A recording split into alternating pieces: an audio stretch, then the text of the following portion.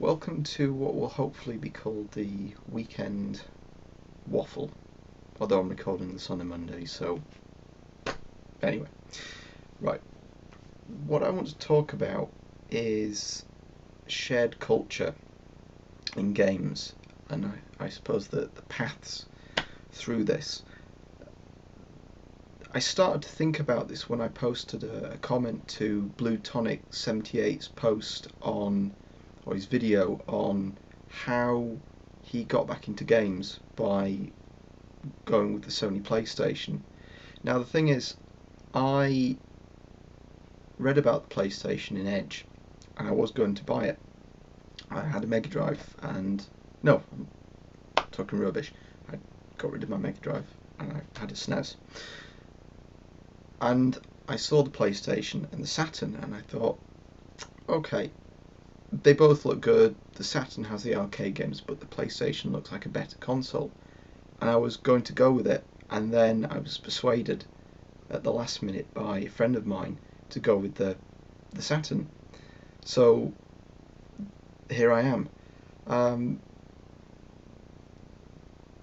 I think that the thing that really brings things together is with the PlayStation, it had so many genre-defining games.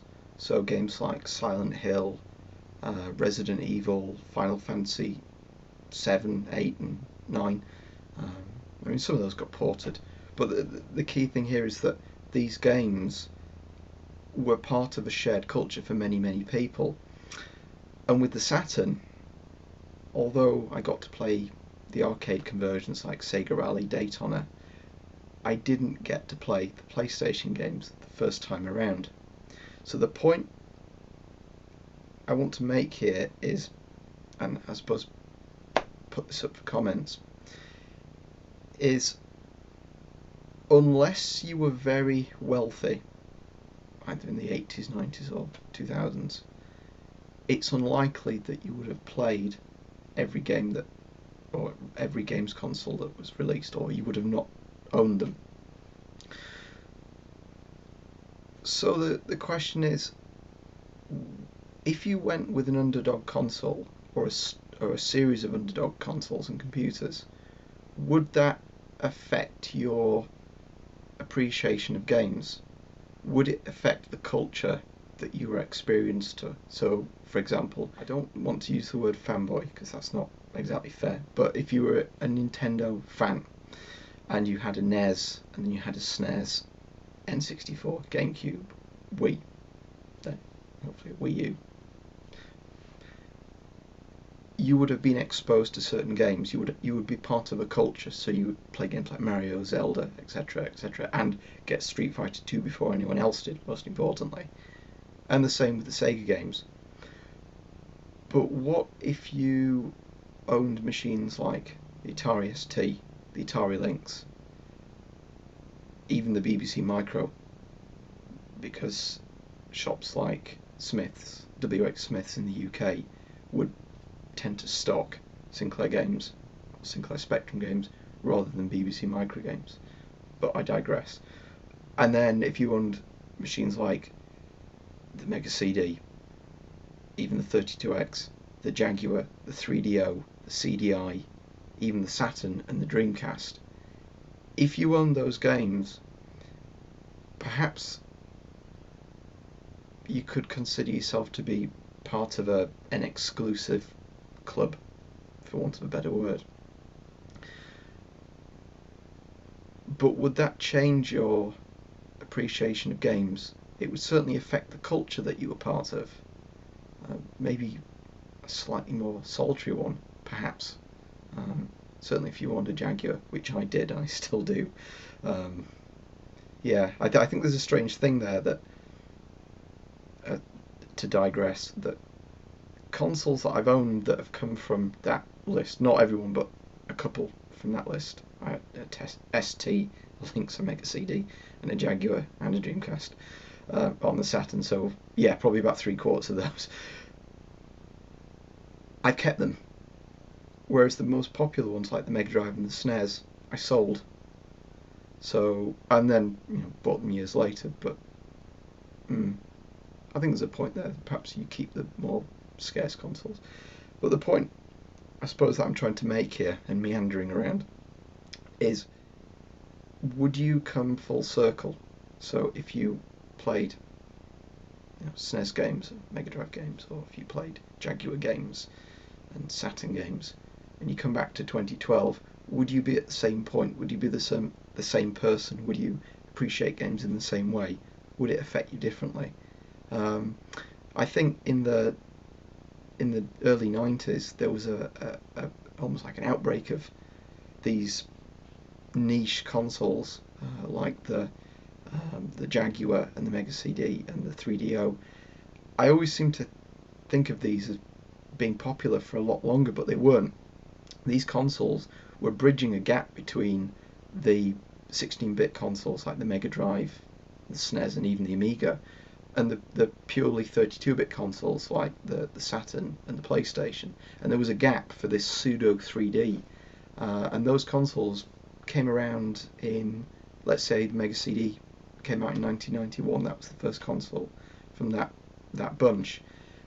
But let's just say 1993. Then we can include machines like the CD32, the 3DO, the CDI, and the Jaguar. I think those consoles have been, I wouldn't say they've been forgotten about, because you read about them in magazines like Retro Gamer. People still remember these machines and they were quite passionate about them. But at the same time, not many people have played these games, and I think it's almost part of almost like a niche culture if you've played any of these. I'm sure if you watch, I say console shows or computer video game shows like Bad Influence back in the day, you would have seen these games, but I don't think many people got to play them. And I think YouTube is a very good platform for people to be able to experience these games. Maybe not play them, but at least you've got commentaries and you've got people's opinions of them, or even beta versions that I've seen recently, which is quite interesting. But I think now with collectors, I think we've got the ability to go back and take the path that we didn't take the first time, unless you were incredibly rich, where people, as a teenager or a child, you wouldn't own a Mega Drive and a SNES and possibly another machine like an Amiga. You would have one and possibly a handheld. You wouldn't have more than one. I think consoles are a lot cheaper now, so it's easy to have an Xbox, a PlayStation 3, and a Wii if you really wanted to. But I think we've got this ability to do this now. Buy second-hand consoles and go back and play the games that you did not play in your childhood or your younger years. I think emulation's useful there, and I think in the long run, perhaps as consoles won't last forever, but they seem to be lasting good enough as it is.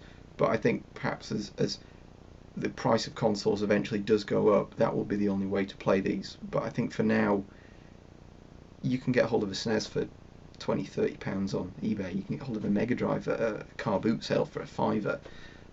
It's just a case of buying the game. So I think it's possible to do this, and I think it's a very good thing. I think I'm meandering around a point here, but I think for games on these